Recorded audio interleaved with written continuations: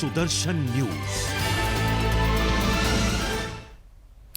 नमस्कार, आपके साथ मैं हूं लावनी विनीत। आप देख रहे हैं उत्तराखंड विशेष और सबसे पहले बड़ी महत्वपूर्ण खबर का अब यहां पर हम जिक्र करने वाले हैं। शंकराचार्य परिषद ने उत्तराखंड में गैर हिंदुओं की बढ़ती आबादी और जनसंख्या जिहाद को लेकर बड़ी चिंता दिखाई है। कहा गया है कि हरिद्वार और ऋषिकेश जैसे हिंदू हृदय स्थलों पर गैर हिंदुओं का प्रवेश वर्जित हो। इसके लिए उत्तराखंड सरकार नया कानून लाए और उसे सख्ती से लागू भी कराए।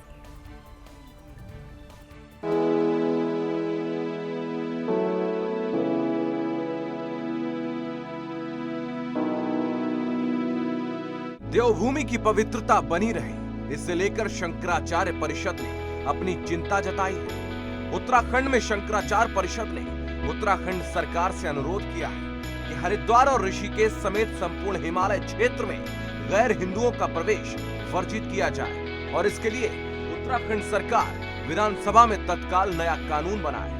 उत्तराखंड में बद्रीनाथ धाम में जिहादियों के नमाज पढ़े जाने की घटना के बाद से शंकराचार्य परिषद आहत है। शंकराचार्य परिषद का कहना है कि सन 2001 हरिद्वार प्रदेश का सबसे ज्यादा मुस्लिम आबादी वाला जिला था। इसके बाद ऊधम सिंह नगर और देहरादून का नंबर है और अगर ईसाइयों की बात करें तो 10 वर्षों में इनकी वृद्धि 40% रही है, जो चिंता का विषय है। शंकराचार्य मुस्लिम और ईसाई धर्म के प्रचार प्रसार से भी चिंतित हैं। उनका कहना है कि केदारनाथ में घोड़ा खच्चर यूनियन में जितने रजिस्टर्ड खच्चर मालिक हैं, उनमें 70% मुस्लिम है। परिषद की दलील है कि जब मक्का मदीना में गैर मुस्लिम नहीं जा सकता, वेटिकन में गैर ईसाई नहीं जा सकता, तो देवभूमि में गैर हिंदू के आने पर प्रतिबंध क्यों नहीं लगता। परिषद के मुताबिक ऋषिकेश और हरिद्वार दोनों ही हिंदू समाज की हृदय स्थली हैं और पूज्य मदन मोहन मालवीय जी के द्वारा अंग्रेजों के साथ किए गए पगडीवार पैक्ट में इस इलाके में गैर हिंदुओं का प्रवेश वर्जित रहना चाहिए।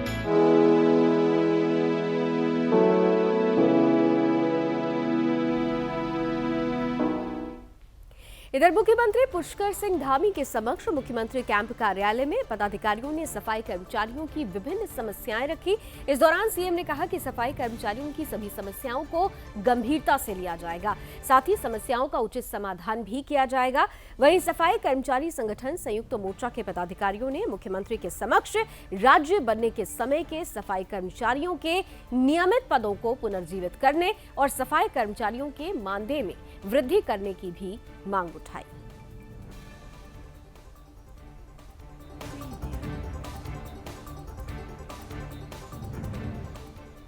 मुख्यमंत्री पुष्कर सिंह धामी ने वैश्विक महामारी कोरोना से निपटने के लिए प्रदेश में स्वास्थ्य क्षेत्र और इसमें कार्यरत कर्मचारियों के लिए 205 करोड़ रुपए से अधिक पैकेज देने की बड़ी घोषणा की है। इससे प्रदेश के 3,73,568 लोग लाभान्वित होंगे। वहीं सीएम धामी ने राज्य के लगभग 50 कोरोना योद्धाओं को सम्मानित भी किया।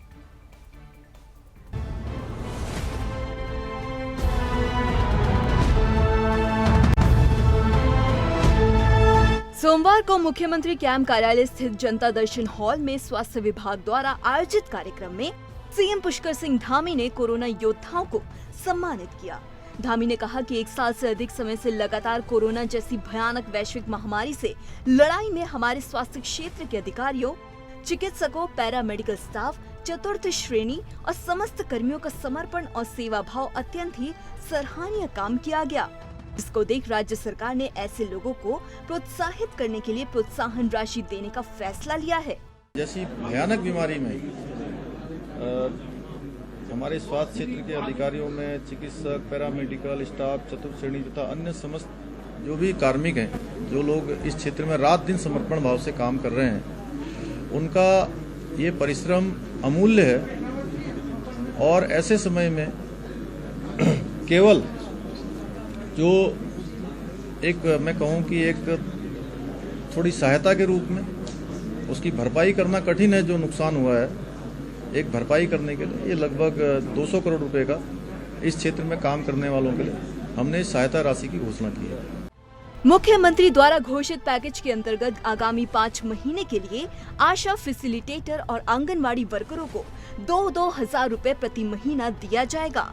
इन कर्मचारियों को कोरोना के दुष्प्रभाव से बचाने और रोग प्रतिरोधक क्षमता बढ़ाने के उद्देश्य से इन्हें आयुर्वेदिक होम्योपैथिक किट भी वितरित की जाएगी।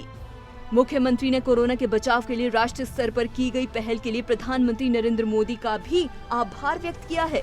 मुख्यमंत्री ने कहा कि मोदी जी के कुशल नेतृत्व, सीमित संसाधन में देश में ही कोरोना वैक्सीन तैयार की गई है और उन्हें अनेक देशों में भी उपलब्ध कराया गया है। वहीं इस अवसर पर विधायक राजेश शुक्ला, डॉक्टर तृप्ति बहुगुणा, कुलपति मेडिकल कॉलेज के कई अधिकारी मौजूद रहे। Bureau report, Sudarshan news.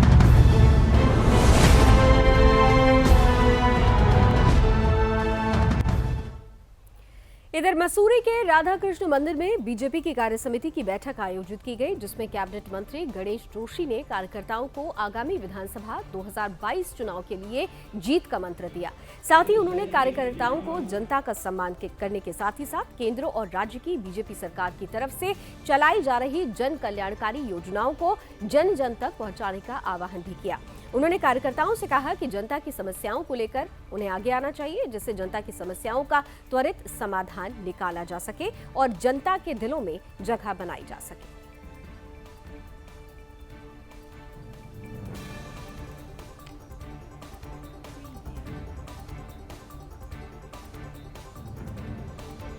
तो बीजेपी कार्य समिति की बैठक आयोजित की गई है आगामी विधानसभा चुनाव को देखते हुए, और इसके तहत बीजेपी कार्यकर्ताओं को विशेष निर्देश दिए गए, खास करके उन तमाम योजनाओं को जन जन तक, उन कल्याणकारी योजनाओं को जन जन तक पहुंचाने के निर्देश दिए गए जो सीधे जनता का सरकार से जुड़ाव रखती है। और इसीलिए ये बड़ा निर्देश दिया गया है तमाम कार्यकर्ताओं को कि जनता की समस्याओं को लेकर उन्हें मुखर होना चाहिए और समस्याओं का त्वरित समाधान निकालने का एक बड़ा रास्ता खोजना चाहिए। पार्टी का कार्यकर्ता तो 24 घंटे इसके लिए तैयार रहता है। जहाँ निधनों के लोग 4.5 साल के बाद बाहर निकलते हैं, भारतीय जनता पार्टी का कार्यकर्ता जिस दिन से चुनाव जीतता है उसके बाद मैदान में होता है। और मैंने अपने कार्यकर्ताओं से आह्वान किया है कि भारतीय जनता पार्टी की चाहे केंद्र की सरकार है चाहे प्रदेश की सरकार है, मोदी जी के नेतृत्व में जो काम केंद्र की सरकार ने किए और पुष्कर धामी के नेतृत्व में जो सरकार प्रदेश की सरकार काम कर रही है, आज 20 दिन के अंदर हमने जो संदेश देने का काम किया है, इसको लेकर जनता के बीच में जाएं। आगे बढ़ते हैं। मसूरी में बीजेपी की कार्य समिति की बैठक की गई, जिसका शुभारंभ कार्यक्रम के मुख्य अतिथि संजीव सैनी और मसूरी प्रभारी ने किया। मसूरी भाजपा मंडल अध्यक्ष मोहन पेटवाल ने मुख्य वक्ताओं को फूलमाला पहनाकर उनका स्वागत किया। इस मौके पर आगामी 2022 के चुनाव को लेकर रणनीति बनाई गई। बीजेपी की नीति से पार्टी के कार्यकर्ताओं को अवगत कराया गया। साथ ही कार्यकर्ताओं को बूथ स्तर को मजबूत करने के साथ साथ हर बूथ में 5 कार्यकर्ता नियुक्त करने के भी निर्देश दिए गए।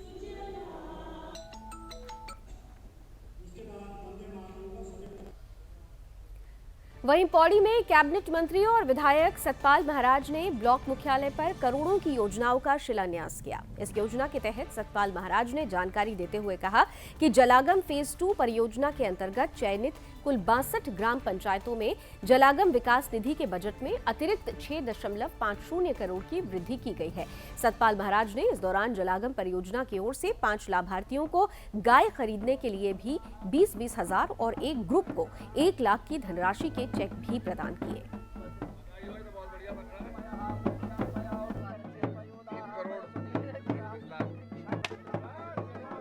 आज मुझे बड़ी प्रसन्नता हो रही है कि हमारे विकासखंड पोखड़ा में अनावासीय भवन का निर्माण के लिए ये 3 करोड़ 38 लाख और 38,000 जो है ये स्वीकृत हुआ है। तो यहाँ पर अच्छा भवन बनके तैयार होगा। मैंने यहाँ की ब्लॉक प्रमुखा से कहा है प्रीति देवी जी से कि बहुत अच्छा भवन बनाइए। और ये हमारे इधर उत्तराखंड में कांग्रेस पार्टी में इंदिरा हृदय नेता प्रतिपक्ष के निधन के बाद जो अस्थिरता आई थी उसे संतुलन में लाने के लिए कांग्रेस पार्टी ने नई कमेटियों का गठन किया है, जिसमें उत्तराखंड कांग्रेस के कद्दावर नेता रणजीत सिंह रावत को कार्यकारी प्रदेश अध्यक्ष उत्तराखंड बनाए जाने के बाद पहली बार रामनगर आगमन पर कांग्रेसियों समेत जनता ने ढोल नगाड़ों के साथ उनका स्वागत किया।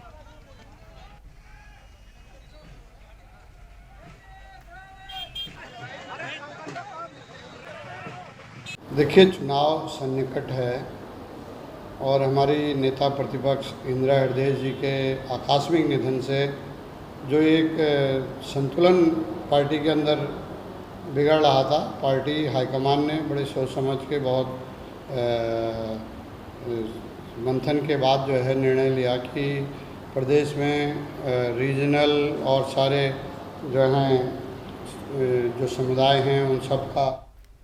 इधर उत्तराखंड में 2022 में होने वाले विधानसभा चुनावों को लेकर बीजेपी ने कमर कसनी शुरू कर दी है। बीजेपी नगर मंडल की अग्रवाल सभा भवन में आयोजित कार्य समिति में पहुंचे पार्टी के प्रदेश महामंत्री सुरेश भट्ट ने कार्यकर्ताओं को आवश्यक दिशा निर्देश दिए।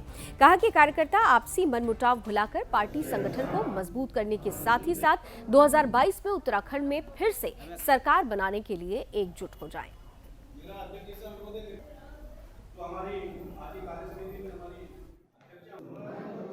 भारतीय जनता पार्टी 2022 में होने वाले विधानसभा चुनाव के लिए पूरी तरह कार्यकर्ताओं को प्रशिक्षित करके, कार्यकर्ताओं में उत्साह भर करके चुनाव अभियान की तैयारी में लगी है। इसी क्रम में भारतीय जनता पार्टी ने विगत दिनों अपनी प्रदेश कार्य समिति, उसके बाद सभी जिलों की कार्य समितियाँ हमारी संपन्न हुई है और उसी क्रम में आज मंडल की कार्य। वहीं उत्तराखंड में पहली बार प्री वॉलीबॉल लीग प्रतियोगिता का आयोजन होने वाला है, जिसमें उत्तराखंड के वॉलीबॉल खिलाड़ियों को अपनी प्रतिभा दिखाने का सुनहरा मौका मिलने जा रहा है। इसे लेकर अधिकृत वेबसाइट को लॉन्च किया गया, जिसका शुभारंभ नगर आयुक्त नरेंद्र पीरियाल ने किया। दरअसल पहली बार प्री वॉलीबॉल लीग का आयोजन बाबा स्पोर्ट्स एकेडमी के तत्वाधान में होने जा रहा है, जिसकी शुरुआत 20 अक्टूबर 2021 से होगी। इस दौरान करीब 20 मैच खेले जाएंगे।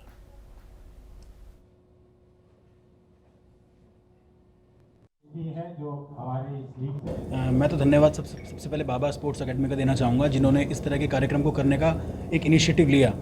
निश्चित रूप से इस तरह के कार्यक्रमों से युवाओं में ऊर्जा का संचार होगा और उत्तराखंड की जो विभूतियाँ हैं उन्हें राष्ट्रीय अंतर्राष्ट्रीय स्तर पर खेलने का मौका मिलेगा। इसमें एक बहुत आकर्षक चीज़ है, जो टीम जीतेगी और अगर वो निरंतर 3 सालों तक जीतती है, आगे भी जब हम ये कराएंगे इस तरह की लीग, तो उनको 3 साल बाद बहुत अच्छे पुरस्कारों से नवाजा जाएगा। इधर विश्व प्रसिद्ध बद्रीनाथ धाम के लिए सोशल मीडिया पर आपत्तिजनक टिप्पणी करने से हिंदू संगठन भड़क उठे हैं। इसके चलते गौरा देवी चौक पर हिंदू संगठनों के लोगों ने टिप्पणी करने वालों का पुतला फूंका। लोगों का कहना है कि इस प्रकार की टिप्पणी से हिंदुओं की भावनाओं को ठेस पहुंचता है। दरअसल 2 दिन से सोशल मीडिया पर समुदाय विशेष के एक युवक ने बद्रीनाथ धाम के लिए आपत्तिजनक टिप्पणी लिखी थी, जिसका सोशल मीडिया पर लगातार विरोध किया जा रहा है। इसी कड़ी में हिंदू संगठनों के लोगों ने पुलिस प्रशासन से टिप्पणी करने वालों के खिलाफ मुकदमा दर्ज कर तत्काल गिरफ्तारी की मांग उठाई। भगवान बद्रीनाथ हमारे इष्ट देवता हैं, उनके खिलाफ एक सोशल मीडिया में एक समुदाय के व्यक्ति द्वारा बहुत कुछ बोला जा रहा है, जो कि तथ्य अधीन है। बिल्कुल उसका कोई कहीं से सरोकार नहीं है। उस व्यक्ति के खिलाफ हमारे छोटे भाई कृष्णा बुढ़ोनी द्वारा ढालवाला चौकी में तहरीर भी दे दी गई है और हम तो सरकार से ही मांग करेंगे कि इस व्यक्ति की जो है ढूंढ की जाए और ये व्यक्ति कौन है, इसके ऊपर कानूनी कार्रवाई बिल्कुल अमल में लानी चाहिए। इधर देहरादून रोड स्थित एक होटल में फांसी के फंदे से लटके मिले युवक के शव के मामले में नया मोड़ आ गया। मृतक के परिजनों ने पुलिस पर कई गंभीर आरोप लगा दिए हैं। परिजनों ने कहा है कि मुकदमा दर्ज होने के बाद युवक को पुलिस ने अपनी सुरक्षा में लिया था। अब ऐसे में फिर बिना परिजनों की उपस्थिति के कैसे युवक को रिहा किया गया, जिसके चलते परिजनों ने युवक की मौत पर हत्या की आशंका व्यक्त की है। युवक के परिजनों ने मामले में उच्च स्तरीय जांच की मांग उठाई है। वहीं पुलिस का कहना है कि पूछताछ के बाद युवक को छोड़ दिया गया था। पुलिस की गलती हमें इस विषय पे लग रही है कि जब लड़की की डेथ हुई है तो उसके बाद जो लड़का था, लड़के के साथ इन्होंने 3 पुलिस वाले भेजे हैं, लेकिन जब लड़के को इन्होंने रिहा कराया, रिहा करने के पश्चात इन्होंने ना तो परिजन को ये जब तक परिजन की मौजूदगी में इन्होंने उसको गैर मौजूदगी में उन्होंने उसको अपने हाथ से रिहा कर दिया। मेरे सुनने में ये भी आया, अभी पता नहीं लगा है, बल्कि कि उसमें अगर उन्होंने उसके खिलाफ तहरीर दी है तो इन्होंने 24 घंटे ज़्यादा लड़के को कैसे कस्टडी में। और चलिए इसी के साथ उत्तराखंड विशेष में अभी बस इतना ही, लेकिन देश और दुनिया की तमाम खबरों के लिए आप जुड़े रहिए सुदर्शन न्यूज के साथ। जय हिंद। आप देख रहे हैं सुदर्शन न्यूज।